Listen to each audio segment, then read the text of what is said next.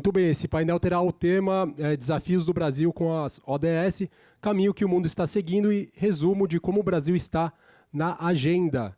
E convido ao palco Juliana Ramalho, sócia do Matos Filho Advogados. Também convido Cláudia Kruger, coordenadora de avaliação e relato de sustentabilidade da Petrobras. E está conosco online Rodolfo Cirol, diretor de Meio Ambiente e Sustentabilidade da CPFL Energia. Aí está conosco online, então eu passo a palavra aqui à Juliana, que conduzirá nosso painel. Muito obrigado. Obrigada. Vocês estão me ouvindo? Obrigada pelo convite. Queria agradecer muito a Abrasca pelo convite, na pessoa do Alexei. É um prazer estar aqui com vocês hoje. Como foi falado, eu sou Juliana Ramalho, sou sócia do Matos Filho Advogados na área de impacto social e também na área ambiental. E falar sobre o ODS hoje é a gente aquecer os motores para os temas do dia, né? Porque o ODS passa por todos os desafios que a gente também vai passar ao longo do dia, né? Apenas para a gente ficar todo mundo na mesma página, obviamente que numa plateia, num evento como o ESG, todo mundo sabe o que é o ODS, mas para a gente alinhar o que a Cláudia vai falar depois e o que o Rodolfo também vai falar, queria só falar um pouquinho, falar breves palavras sobre a temática, né? Então, os ODS, que são os Objetivos do Desenvolvimento Sustentável, eles substituíram os Objetivos do Desenvolvimento do Milênio. Eles foram começaram a ser implementados em 2015 e a agenda vai até 2030, por isso que a gente fala muito da Agenda 2030. Né? A ideia é que os países, e não só os países, né, porque a implementação tem que ser intersetorial, implementem esses 17 ODS até 2030. A gente está um pouco longe disso. São 169 metas atreladas aos ODS, esses 17 ODS que eu vou até falar para vocês. Mas a gente está com um pouco de dificuldade, os países estão com um pouco de dificuldade de alcançar, de fato, essas metas. Acabou de sair um relatório do SDG Index, agora em junho de 2024, e fala que nenhum ODS será alcançado até 2030. E por que isso? Algumas pessoas falam que é porque os países e as empresas e a sociedade civil como um todo não tiveram tempo suficiente, então que esse horizonte de tempo tinha que ir para 2050. Tem uma questão importante das guerras acontecendo ao redor do mundo. O Covid foi um divisor de águas, porque até 2020 o que se via era um avanço na implementação dos ODS, e a partir de 2020 teve até um pouco de retrocesso. Mas, sobretudo, a discussão é também sobre financiamento. Quem paga essa conta? Né? Que é a discussão que a gente acabou de ter também na COP29. Vocês vão ouvir hoje à tarde sobre isso. A questão de quem paga essa conta, o sul global e o norte global, países em desenvolvimento, os países já desenvolvidos. Como que a gente faz para pagar essa conta e alcançar esses 17 desafios, né, Cláudia? E o Brasil introduziu mais um, que é o desafio, o ODS 2000. Espera só um minutinho. O ODS 18, é que eu quero ler para vocês quais são os 17 ODS, antes de falar o que o Brasil introduziu. Então, só para a gente lembrar, ODS 1, erradicação da pobreza, 2, fome zero e agricultura sustentável, 3, saúde e bem-estar, 4, educação de qualidade, 5, igualdade de gênero, 6, água potável e saneamento, 7, energia limpa e acessível, 8, trabalho decente e crescimento econômico, 9, indústria, inovação e infraestrutura, 10, redução das desigualdades, 11, cidades e comunidades sustentáveis, 12, consumo e produção responsáveis, 13, ação contra a mudança global do clima, 14, vida na água, 15, vida terrestre, 16, paz, justiça e instituições eficazes e 17, parcerias e meios de implementação, desafios simples a serem implementados. E o Brasil entendeu, e a gente até estava conversando com o qual a gente concorda, que tem um desafio número 18, né, que é a igualdade étnico-racial. O presidente Lula se comprometeu com esse desafio na Assembleia Geral da ONU do ano passado e agora no G20 foi de fato lançado esse ODS 18 que serve para o Brasil. E como é que está o Brasil nessa agenda? Né? Eu peguei um relatório do IPEA, que tem um corte específico, mas das 98 metas analisadas, lembrem que são 169. 14 foram alcançadas e 35 estão em evolução positiva. Então, eu acho que a gente tem ainda um grande desafio. Eu, de fato, acho que o horizonte vai ter que mudar, esse horizonte de tempo. Mas tiveram algumas evoluções. E como que está o setor privado nisso, e vou falar brevemente só sobre a regulação que a gente tem relacionada às companhias abertas, já que a gente está aqui no evento da Abrasca de companhias abertas, né? Então, para as companhias abertas especificamente, que é o caso das 2 empresas que vão falar hoje aqui com a gente tem, dentro do formulário de referência, uma necessidade de um disclosure ESG, desde o ano passado. Então, as companhias abertas têm que fazer esse formulário todos os anos. Desde o ano passado, dentro do disclosure ESG, tem uma questão relacionada às ODS e o quanto que as empresas estão adotando os ODS nos seus processos, se eles são materiais ou não. E se eles não forem materiais, uma justificativa para isso. Então, dentro do formulário, a gente tem esse campo para falar de ODS. E pelo que foi visto em algumas pesquisas também, algo que tem incentivado as companhias abertas a implementarem cada vez mais esses desafios, a serem parceiros dos governos, do nosso governo, na implementação desse desafio. Para falar um pouquinho com a gente, então, sobre o assunto, eu vou convidar os nossos 2 palestrantes, que é a Cláudia Krieger, da Petrobras, e o Rodolfo Cirol, da CPFL. Rodolfo, como vocês viram, está online. A gente vai começar com a Cláudia, que vai ter uma apresentação. Depois o Rodolfo também vai fazer uma breve apresentação, e aí a gente passa para uma rodada de perguntas, que eu vou fazer algumas delas, mas se vocês tiverem alguma pergunta, normalmente a plateia não tem, né? Todo mundo é encabulado. Mas se vocês tiverem, fiquem super à vontade também para levantar a mão. Com você, Cláudia. Obrigada. Obrigada, Juliana. Bom dia. Bom dia a todos. Gostaria de pedir para colocar a apresentação, para facilitar a nossa conversa aqui. Vamos lá. Tem um pouco desse assunto que a Juliana já trouxe para a gente. O que eu gosto de introduzir quando falo de ODS é um pouco do papel de cada letrinha dessas, né? A gente fala em ODS, a gente fala em Triple Bottom Line, a gente fala em ESG.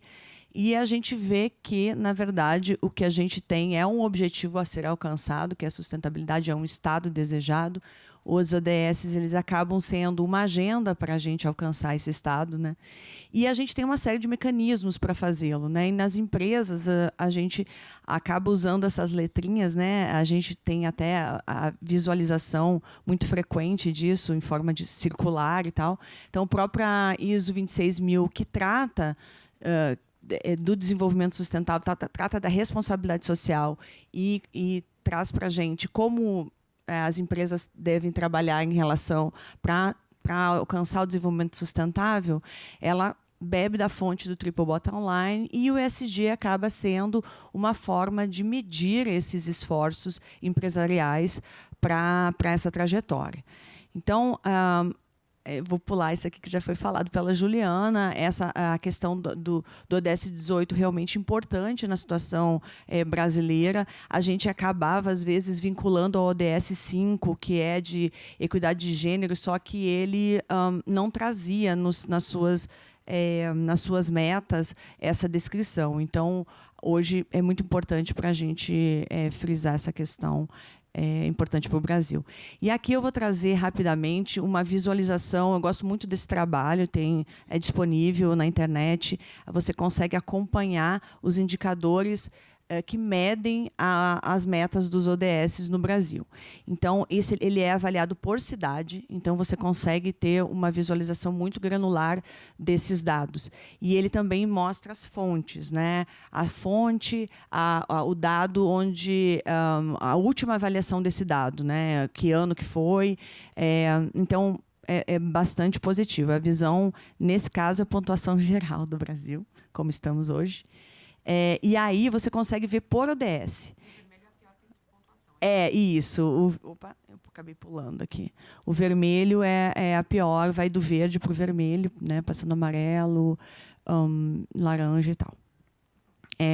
Passando cada um dos ODS, né, a gente vê, eu vou passar rapidinho só para a gente ver a movimentação de cor mesmo, né? Então a gente vê o ODS 1, aí você pode ver na lateral ali quais são os indicadores que são considerados nessa métrica, né? E se você clicar no indicador, você consegue saber a situação daquele indicador. Então, como a gente tem, vocês podem observar, os ODS eles trazem indicadores de de ordem pública, né? São indicadores relacionados ao papel do Estado de proteção, né, da sociedade. Então, eles não são indicadores empresariais, né? Não são indicadores ESG. Então, mas a gente consegue fazer correlações, porque as empresas com seus trabalhos, né, com a sua ação ou mitigadora, ou de prevenção a eventuais violações, ou enfim, ela consegue contribuir para esses ODS e consegue também de uma forma propositiva positiva. Então, apesar de não serem indicadores empresariais, você consegue enxergar correlações. Então, esse é o caso do ODS 1, e aí a gente... né, esse é o 1. Aí vai o 2, o 3, 4, 5. Igualdade de gênero. 6, 7, 8, 9, 10, 11, 12, 13, 14, 15, 16 e 17. Aí, quando a gente olha, não sei se vocês conseguiram reparar, mas esse aqui é o 18, já tem aqui, tá? O norte, né? A região norte, ela normalmente aparece em vermelho, né? Quando ela não aparece em vermelho, está associado a emissões. Olha só. Porque se você não tem tanto acesso à energia, como ter emissão, né? Então, é uma questão bem interessante de olhar esse trabalho. Aí a gente... Ele tem a fonte direitinho na apresentação, não sei se vai ser compartilhado, mas...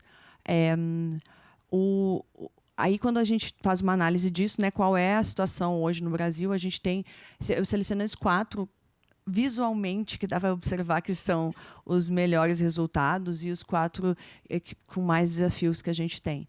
E aí a gente tem essa situação do ODS 3, o ODS 7, 11 e 13. Né? A gente tem uma situação brasileira de uma matriz energética mais limpa, então a gente já está numa trajetória mais positiva.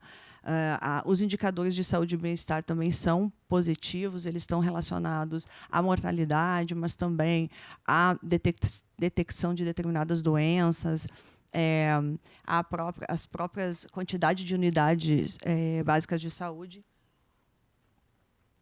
Então, é uma questão, é um ODS positivo, talvez é o que está em melhor situação. 7 e 13 também estão muito bons. Aí, muito bons, eu digo, mais próximos, né, de alcançar. Exato.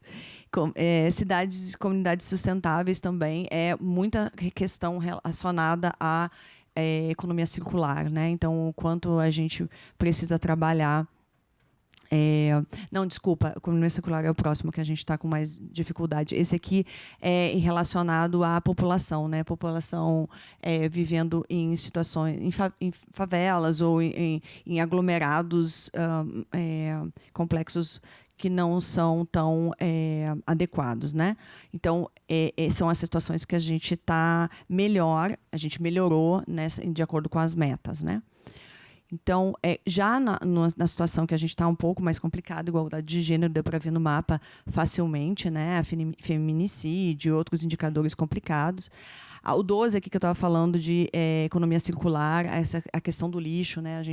O que a gente precisa trabalhar nesse sentido. Infraestrutura e parcerias também é uma questão que precisa ser mais desenvolvida, né? A gente vê que a inovação ela parte muito da colaboração, então é o quanto a gente precisa e não tem como resolver todas essas questões, todas essas metas, todos esses objetivos sem pensar em inovação, né? Então a colaboração aqui é uma questão que a gente tem que evoluir.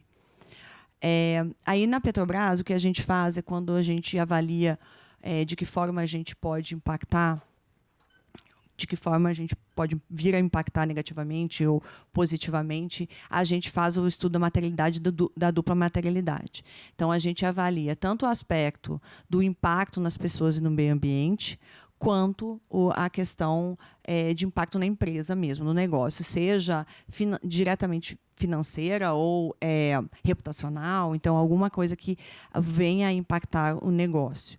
E aí a dupla materialidade ela realmente aparece no sentido de a gente identificar o que é material para um ou outro, né?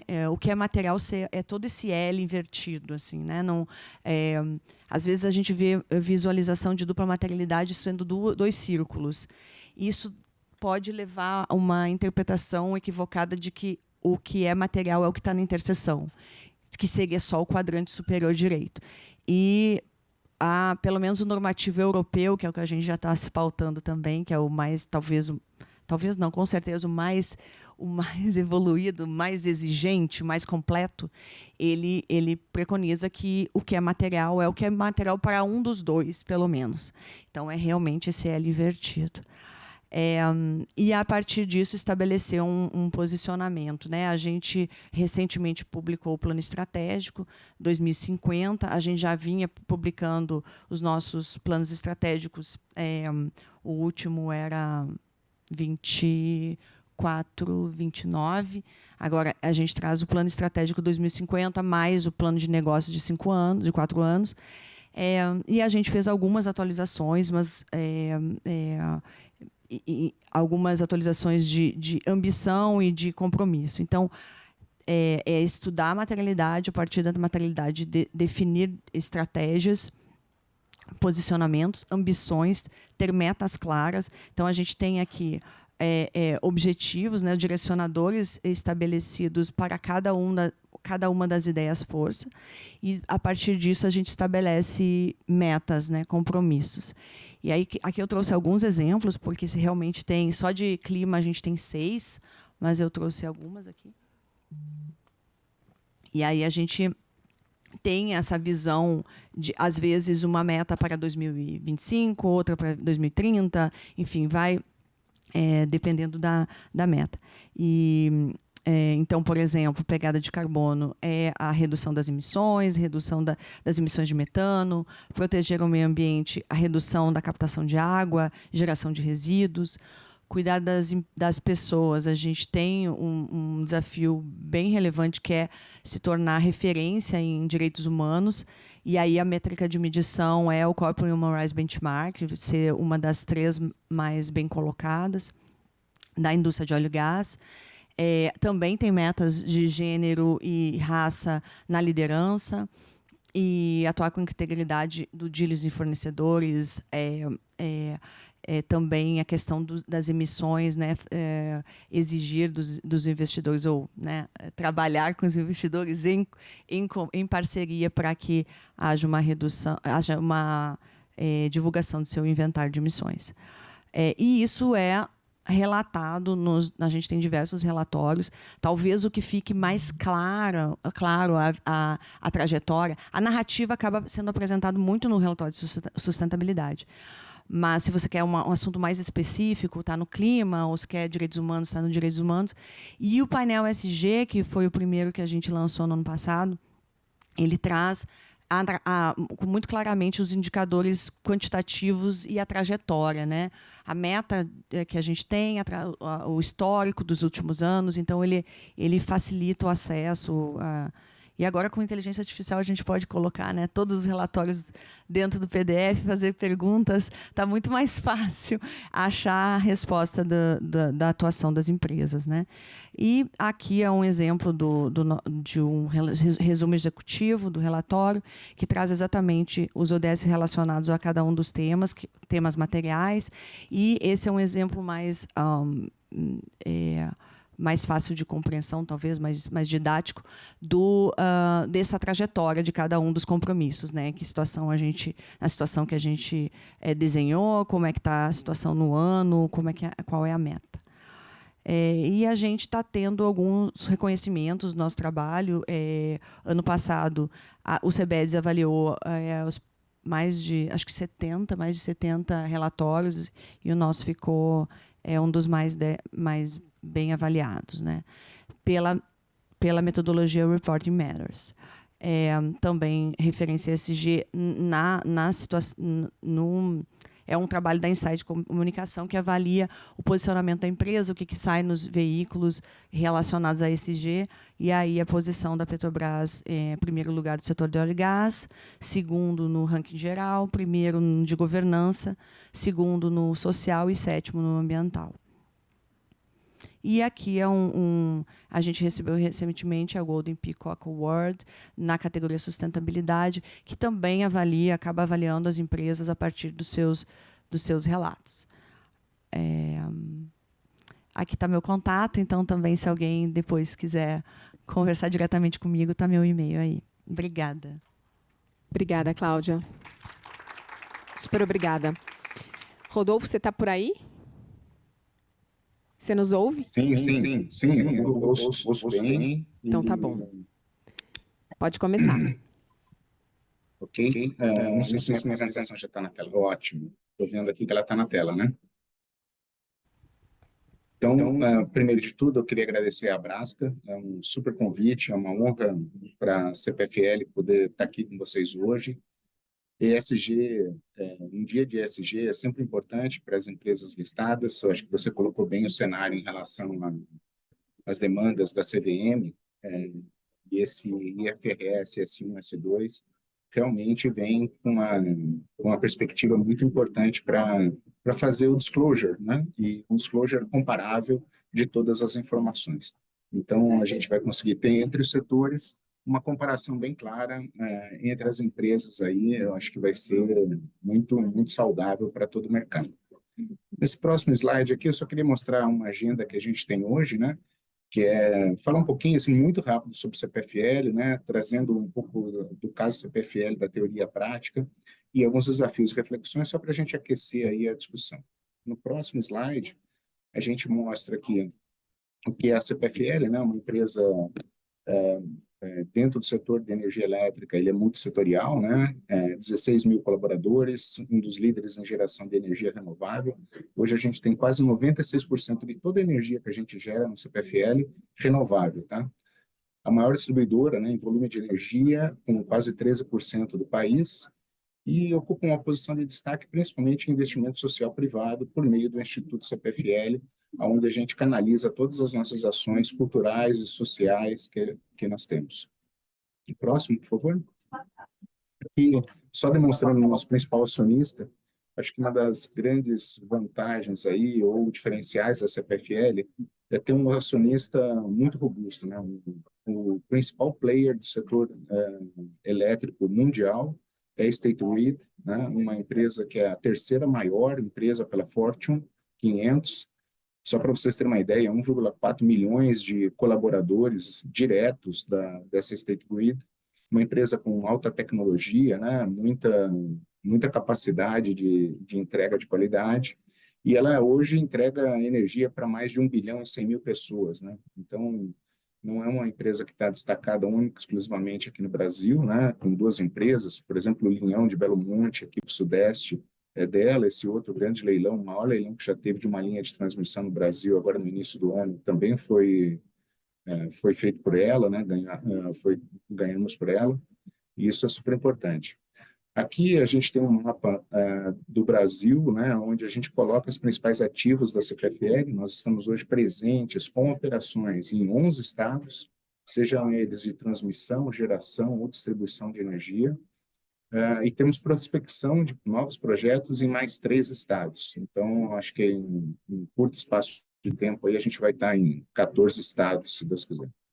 No próximo slide, trazendo um pouco da prática aí, acho que foi muito importante mostrar, mas eu queria falar sobre governança em relação a ESG, governança em relação à sustentabilidade, né? Nesse slide fica muito claro onde que a gente insere toda a governança de sustentabilidade e de ESG para a empresa. A gente tem aqui o conselho de administração, né? A presidência e a diretoria executiva, e um dos vice-presidentes, né, o Gustavo Gastineiro, é o responsável pelo Comitê de Sustentabilidade, onde a gente discute todas as temáticas ESG. Esse comitê ele se reporta diretamente ao Conselho de Administração e ele é composto por 10 diretorias estratégicas de supply, a RH, a relação com investidores, a compliance, a planejamento estratégico. São todas áreas que estão ali discutindo os megatrends de sustentabilidade, como que a empresa pode avançar em relação ao tema. E tudo isso daqui é resultado de um trabalho bastante interativo, né? Onde cada diretor tem o seu papel de trazer e discutir esses temas, e a gente faz uma deliberação, né, consultiva, né, que a gente apoia daí a decisão da diretoria executiva, e isso caminha para o Conselho de Administração. Também muito importante todos os reportes em ESG sendo validados e avaliados pelo Conselho de Administração. O próximo, por favor. Aqui eu acho que uma das coisas que é também um diferencial importante, né, que dentro do planejamento estratégico, a gente já vem há pelo menos 5 anos trabalhando com as questões ESG, abraçando todo o planejamento estratégico. A gente tem um planejamento estratégico ali muito calçado em foco no cliente, né, inovação, regulação, digitalização, operações seguras, né? E tudo isso é muito calçado nas pessoas, mas também é abraçado por um plano ESG 2030. Aqui vocês vão ver que não é à toa que ele está com a data 2030. E só volta um slide, por favor, só para confirmar que as metas desse plano, elas fazem parte da remuneração variável dos executivos e 100% dos executivos da empresa. Então, em 100% dos executivos da empresa, as questões ESG, elas são consideradas dentro do plano de remuneração variável. Essa foi uma estratégia muito assertiva para colocar todo mundo on board, né? A gente sabe que quando mexe no bolso, a gente tira os céticos da posição de inércia, né? Para que façam parte de todo esse processo. E hoje, graças a Deus, assim, a gente tem todo mundo aí discutindo os temas e num nível bastante alto. No próximo, a gente consegue ver o que é esse plano ESG. Esse plano, ele é baseado, assim como foi falado pela Juliana, né, na materialidade, e uma materialidade sempre muito alinhada a todos os objetivos do desenvolvimento sustentável. Então, a gente é basilar como que a CPFL consegue contribuir para o atendimento dos objetivos de desenvolvimento sustentável, e por meio da materialidade a gente conseguiu separar todos esses compromissos públicos. Vocês podem acessar o website da CPFL, eles estão lá públicos, e a gente selecionou 4 pilares. O primeiro pilar, soluções renováveis e inteligentes. O segundo pilar, operações sustentáveis. O terceiro pilar, valor compartilhado, e aqui eu gostaria de ressaltar que a gente sabe que para que a empresa seja próspera e que ela seja uma empresa realmente de perpetuidade, a gente precisa compartilhar o desenvolvimento com a sociedade. Uma sociedade que não se desenvolve, uma sociedade que não tem o alcance desses objetivos de desenvolvimento sustentável, certamente ela não é um bom ambiente também para os negócios, né?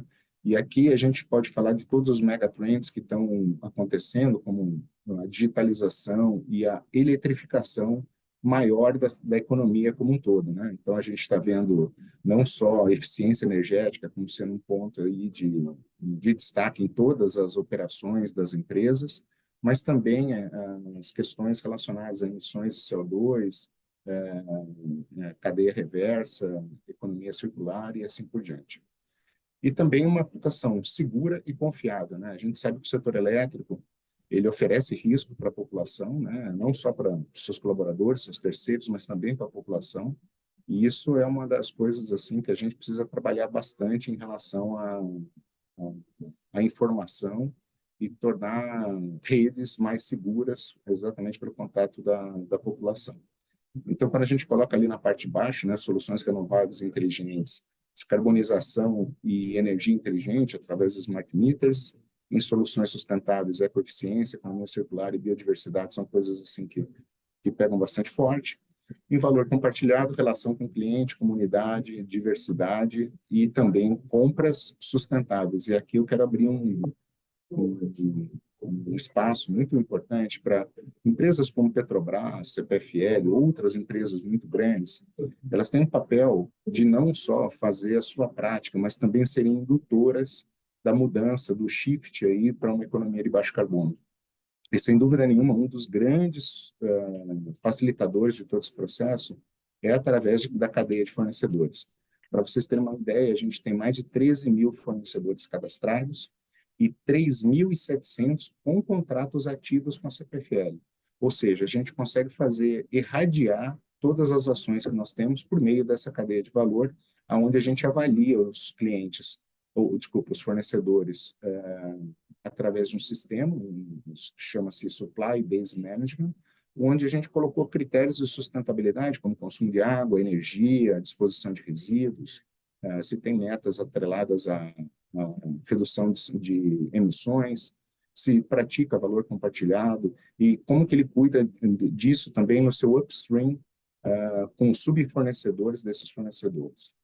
E, sem dúvida nenhuma, em atuação segura, como eu havia falado, saúde e segurança, não só para próprios, terceiros, mas também para toda a população. Governança corporativa muito robusta, para que tudo isso daqui seja bastante claro e objetivo a tomada de decisão.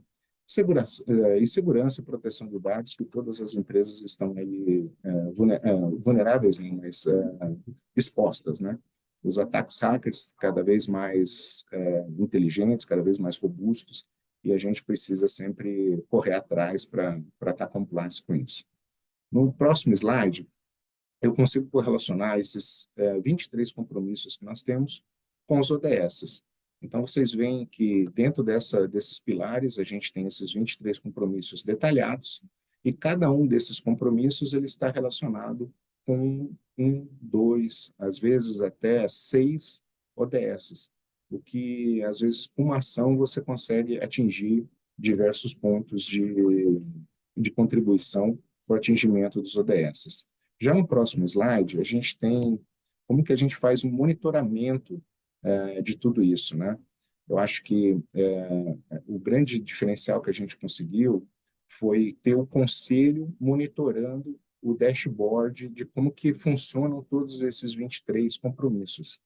Então, aqui a gente tem um monitoramento mensal junto às áreas, né, com análise de indicadores e planos de ação, um reporte interno trimestral para a alta liderança, que tem que ser aprovado primeiro pela diretoria executiva e vai para o conselho de administração, onde ele vê ali se tem algum out of track, né, se tem algum fora do planejado, e se o plano de ação ele é suficiente para conseguir um atingimento desse objetivo de desenvolvimento sustentável, seja ainda recuperar no longo prazo ou já no curto prazo seja possível. Atualização anual com o planejamento estratégico dos negócios, né? Um plano ESG ele não pode ser estático, ele tem que ser revisto também, né, anualmente em relação a alguma rota de planejamento, desde que esse plano ele aperfeiçoe cada vez mais as suas metas, né? Não dá para eu falar que num ano eu vou ser carbono não sei quando, e depois, olha, por causa disso aqui eu vou dar uma esticada maior nesse prazo. Não, eu posso talvez encurtar isso, eu posso antecipar essas coisas, tornar mais abrangentes, eu acho que é isso que a gente partilha. Um reporte para o mercado investidor, né, principalmente através do relatório anual, existe um capítulo à parte para que a gente faça o reporte de todos esses objetivos em detalhe, então a gente consegue falar qual que é a contribuição para cada um dos objetivos de desenvolvimento sustentável, e também o reporte para os stakeholders. Já no próximo slide, a gente tem como que a gente faz esse engajamento interno da cadeia de valor e da sociedade. Então, para a diretoria executiva e conselheiros, né, que é o conselho de administração, a gente tem um programa aqui que a gente chama ESG Talks, né, ESG Talks, onde a gente traz temas de ESG para a discussão da diretoria executiva e para o letramento também. A gente sabe que alguns conselheiros ainda não têm 100% do letramento em ESG, então a gente traz temas como direitos humanos, diversidade, inclusão, A gente traz palestrantes de fora, né? A gente trouxe tanto a Denise Rios quanto o Reinaldo Bugarelli para falar sobre diversidade e direitos humanos, mas também a gente faz isso para os nossos colaboradores. A gente entende que os nossos colaboradores é um material super rico para a gente poder trabalhar, né? Então, a gente tem uma trilha na Universidade Corporativa Interna para que qualquer pessoa dentro da CPFL ela possa fazer os cursos em relação ao ESG. E para acesso à posição de liderança, ele precisa ter essa trilha concluída. Então, é um gatilho para ele poder concorrer em processos internos. Também, eu acho que vocês conhecem o nosso programa, o Café Filosófico, né? E a gente traz, em parceria com o Pacto Global, alguns temas, né? Principalmente o Mente em Foco, que é sobre saúde mental. A gente tem aí uma adesão muito forte da CPFL para esse movimento, então a gente discute ele no âmbito do Café Filosófico. E sobre a cadeia de valor, a gente traz workshop de descarbonização com fornecedores e subfornecedores para que eles entendam essa temática e comecem a trabalhar. Uma coisa que é super importante é o patrocínio da alta direção, né? E no próximo slide a gente mostra que o nosso CEO, ele é o porta-voz, um dos porta-vozes do ODS 3, ODS de saúde, e daí vocês vão falar assim para mim, né? Como uma empresa de energia pode abraçar um ODS como saúde? Mas a gente viu, principalmente na pandemia, que tudo que tinha para fazer em relação à pandemia demandava energia, né? Seja lá pelos respiradores, os hospitais, centros cirúrgicos, todos eles demandam muita energia. E a CPFL tem um programa muito robusto de levar energia renovável de autoprodução, né? Na verdade, para hospitais públicos e filantrópicos.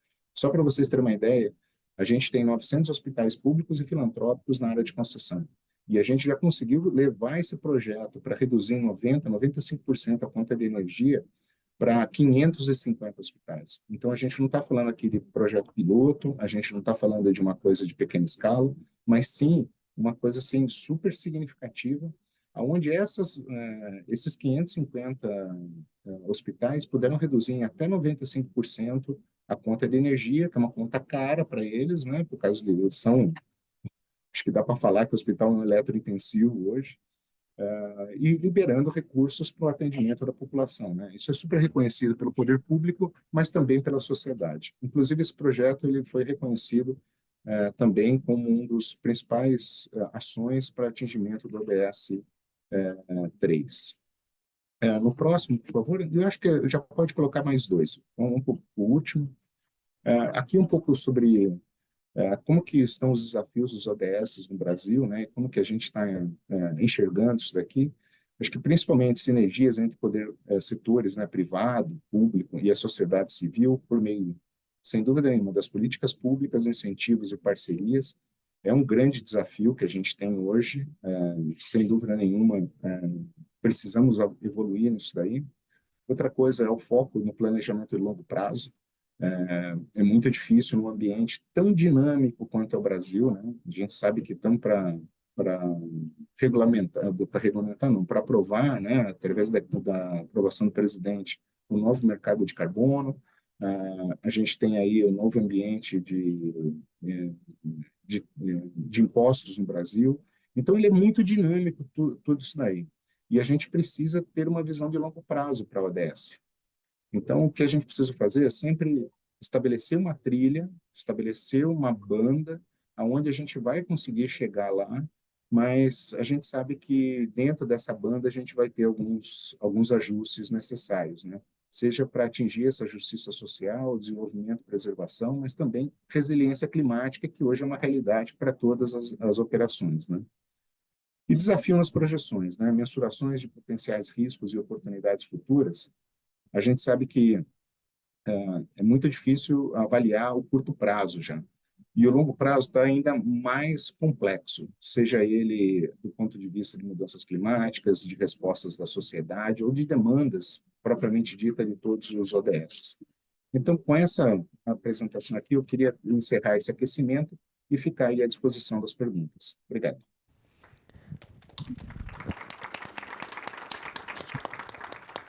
Obrigada, Rodolfo. Foi um belo aquecimento, inclusive acabando com os desafios, né? Acho que a gente tem alguns desafios aqui. Queria primeiro perguntar se alguém tem uma pergunta. eu vou deixar você fazer antes de eu fazer.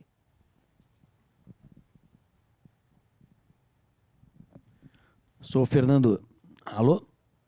Tá falando? Alô? Sou o Fernando Ninja, do Ninja Advogados.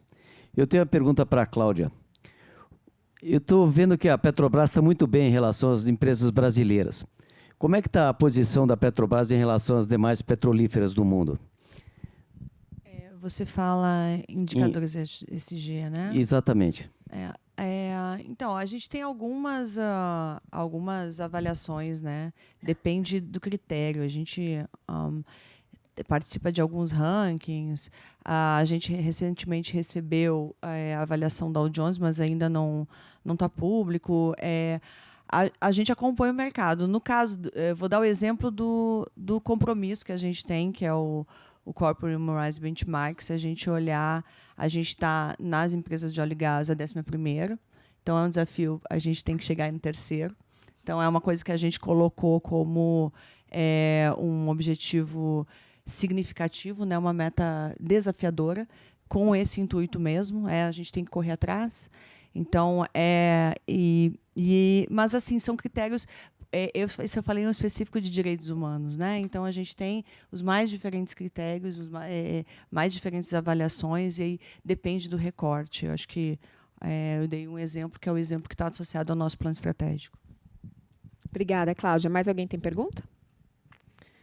Então, eu vou continuar aqui na agenda de direitos humanos, porque é uma agenda que me é muito cara, né? O Alexei falou que eles esperaram para marcar a data, acabar a COP29, acabar a COP de Cali, e aí também acabou o Fórum de Direitos Humanos em Empresas, que é o principal fórum que trata de direitos humanos em Genebra, acabou antes de ontem. Então, acho que a gente podia também trazer essa temática. Eu queria fazer uma pergunta para o Rodolfo. Quando você falou de compras sustentáveis, você falou muito da influência que vocês têm, né, na cadeia de fornecedor relacionado ao baixo carbono. Acho que as empresas também têm um poder grande de influência quando a gente está falando de direitos humanos, que acho que esse é o grande desafio que vocês se impuseram também na Petrobras.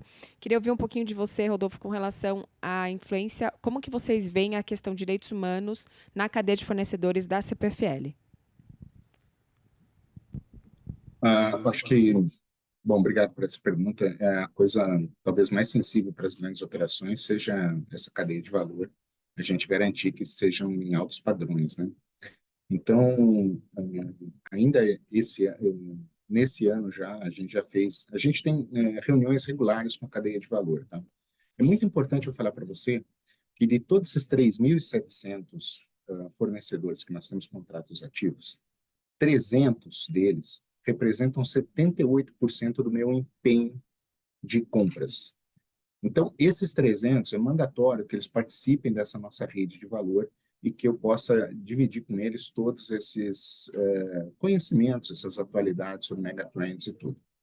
Então, o que a gente tem feito? Principalmente quando aconteceu os escândalos lá no Rio Grande do Sul, em relação às vinícolas, foi trabalhar, a partir daquele momento, um release mensal com todos esses fornecedores, né? Os 3.700, e dirigido para os 300 mais concentrados, apresentação formal e com representação de cada um deles. A gente também tem colocado dentro do SBM, esse sistema de gerenciamento de fornecedores, todas as questões em relação a direitos humanos sendo ticadas no momento da liberação da fatura. Então, o fornecedor ele precisa apresentar toda a documentação que ele está compliance em relação às vistorias da time de saúde e segurança, onde você tem alojamentos, onde você tem refeitórios, onde você tem banheiros químicos, por exemplo, onde você tem uma operação de campo de um novo empreendimento, todos eles sendo monitorados. Inclusive, dentro de alguns contratos de construção, a gente pede a supervisão também independente dentro do contrato. Então, eu tenho a minha supervisão, mas ele também tem uma supervisão lá. É lógico que isso encarece o contrato. Se você for ver assim na raiz, ele encarece.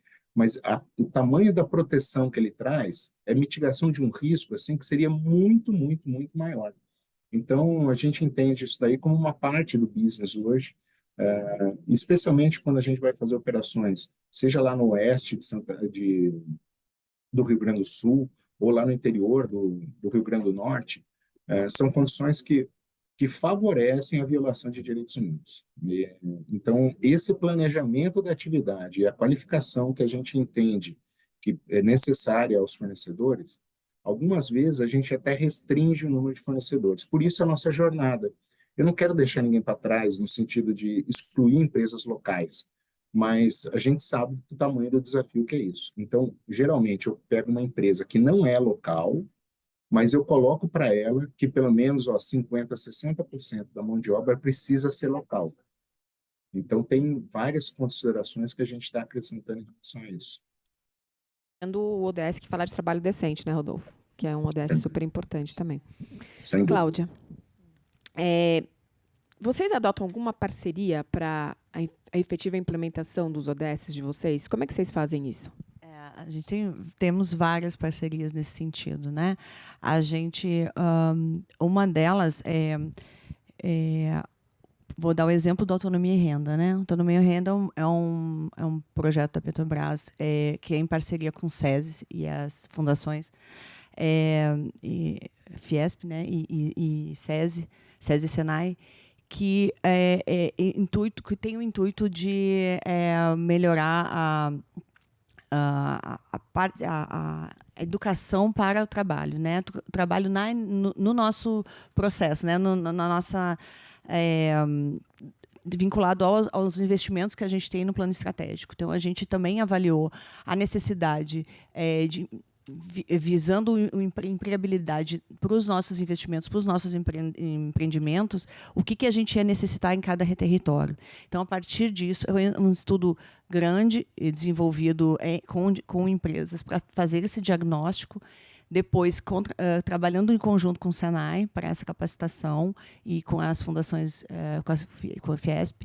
Então, assim, foi um trabalho bastante enriquecedor. Mas a gente tem todo o nosso programa Petrobras Socioambiental de investimento social, ele também tem uma série de projetos nesse sentido. A gente também tem o próprio direitos humanos que a gente estava citando aqui, a gente tem um trabalho junto com o Pacto Global, para que a gente também avaliou os nossos fornecedores. Então, foi um trabalho bem interessante que a gente, por uma série de critérios, a gente fez a avaliação de alguns fornecedores que entraram com a gente nessa parceria.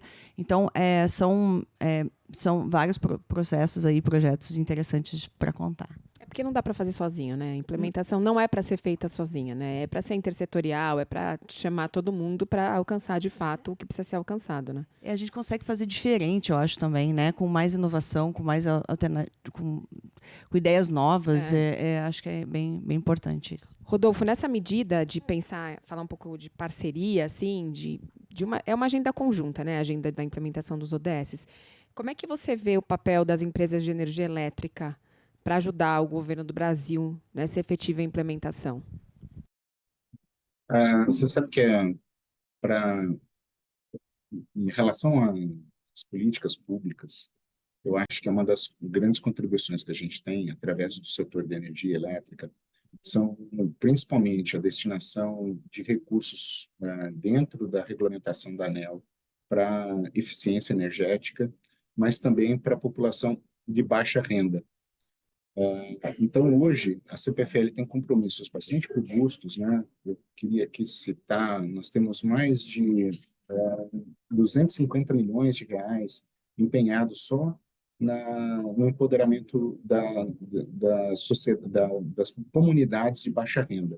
Então, eu posso destinar esses recursos para que eu faça a regularização, onde é possível fazer a regularização em parceria com os municípios, onde eu coloco lá um poste padrão, eu consigo colocar um medidor, eu consigo cadastrá-lo no baixa renda, e com isso, pessoal, parece uma coisa muito simples, mas você dá uma dignidade incrível para a população, porque ele passa a ter um endereço, ele passa a participar da economia formal. Então, toda vez que ele vai acessar, por exemplo, um financiamento, ele precisa comprovar a residência. Qual que é o local? O que ele faz para provar isso daí? A conta de energia elétrica. E como ele tem lá, ele está no baixa renda do governo federal, isso daí tem as suas isenções. Então, tem muita coisa acontecendo em relação a isso, Mas eu também não posso deixar de falar sobre as nossas escolas de eletricistas, por exemplo. A gente tem parceria com o Senai e com outras instituições, até mesmo do próprio governo federal, para treinar a força de trabalho no local onde ela é demandada. Então, isso daí é uma das coisas fundamentais, porque eu deixo um legado sempre ali. Primeiro, eu vou construir uma relação forte com a comunidade, porque eu vou ter empregados próprios naquela comunidade, e eu vou deixar também, quando é só construção e tudo, eu vou deixar um legado de pessoas formadas para o mercado. Isso daí é fundamental. Vou dar só um exemplo de algumas operações que a gente teve no Rio Grande do Norte, numa região mais próxima ao litoral, onde a gente identificou que a gente tinha conseguido já formar toda a mão de obra para a construção de parques eólicos, mas que as mulheres não tinham uma participação na economia. E elas queriam alguma participação. Então, a gente trouxe aquelas coisas típicas, né, de doceiras, de bolos, de confecção de roupa e tudo, mas elas falaram assim, nossa, a demanda maior são dos resorts, mas eu não tenho qualificação para trabalhar no resort. Então, a gente deu a qualificação através do Senac para que elas fossem camareiras dos resorts. Então, com isso, a gente deixa também esse legado para as comunidades onde a gente está inserido. Muito bom, parabéns por esse trabalho aí. Tem uma Obrigado. pergunta na plateia, queria passar para a pessoa. Você pode se apresentar? Bom dia. Obrigada pelo espaço da pergunta. Meu nome é Flávia Pacola, sou da São Martinho, uma empresa do setor sucroenergético. E aí, falando do ODS 7, né, sobre energia limpa, queria aproveitar a presença da Cláudia, né, da Petrobras, porque recentemente a gente viu uma notícia falando que a Petrobras tem o intuito de voltar a investir no etanol. E comentando também sobre a posição da CPFL, talvez a gente pudesse falar um pouquinho sobre esse papel da matriz energética limpa do Brasil, né? Como que vocês veem esse desafio e também como demonstrar isso para o mundo, né, lá fora também. Obrigada. Super obrigada. Eu queria até pedir para vocês fazerem as considerações finais nessa resposta, porque daí a gente vai alcançar nosso tempo. Tranquilo. A gente recentemente publicou o plano estratégico da Petrobras, a gente aumentou bastante, em torno de 40% o investimento em energias renováveis relacionado ao último plano. Então, sim, a gente traz o investimento sim, em etanol, em biometano, tem outras alternativas ali que a gente está buscando, realmente é um trabalho aí, voltando ao assunto de trabalhar em parceria, porque não é um trabalho que a gente consiga fazer sozinho, mas acho que colocar no plano estratégico, colocar investimento, colocar CAPEX para isso é uma coisa que realmente impulsiona, né? E colocar, como falei, compromissos na frente para perseguir. A gente trabalha fortemente na descarbonização, então a gente tem o pré-sal, né? É uma exploração que a gente tem, que é referência em termos de emissão, então, mas isso não é suficiente, a gente está correndo atrás, então convido todos a conhecer o nosso plano estratégico, está lá bem detalhado. Obrigada. Bom, acho que a CPFL tem muito a contribuir, né? A gente está inserido, acho que no maior polo de produção sucroalcooleiro do país, né?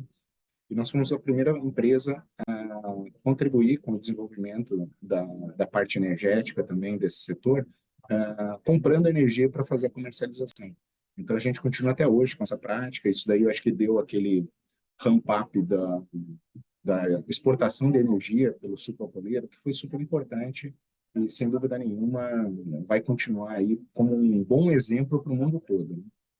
Também é muito importante falar hoje que o Brasil ele cresceu muito em energia renovável, e aí eu queria fazer um destaque principal para geração distribuída através da energia fotovoltaica, mas também de energias centralizadas, principalmente no nordeste do Brasil.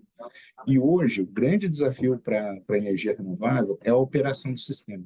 Então, a gente está tendo hoje restrições de geração de energia no Nordeste, seja por parques eólicos ou por painéis fotovoltaicos, geração fotovoltaica, porque a hora que vem a energia fotovoltaica, ela, naquele primeiro momento ali do dia, aquilo ali entra tudo de uma vez. E como o ONS, né, o Operador Nacional do Sistema, ele consegue restringir um excesso de energia aonde eu tenho energia concentrada, ou seja, nesses parques de empresas, né, sejam eólicas ou solares, mas ele não consegue restringir quem tem o painel fotovoltaico no telhado de casa. Então, ele entra gerando energia, ele sai exportando energia para o sistema, e isso gera um desbalanço, e é imediato, né?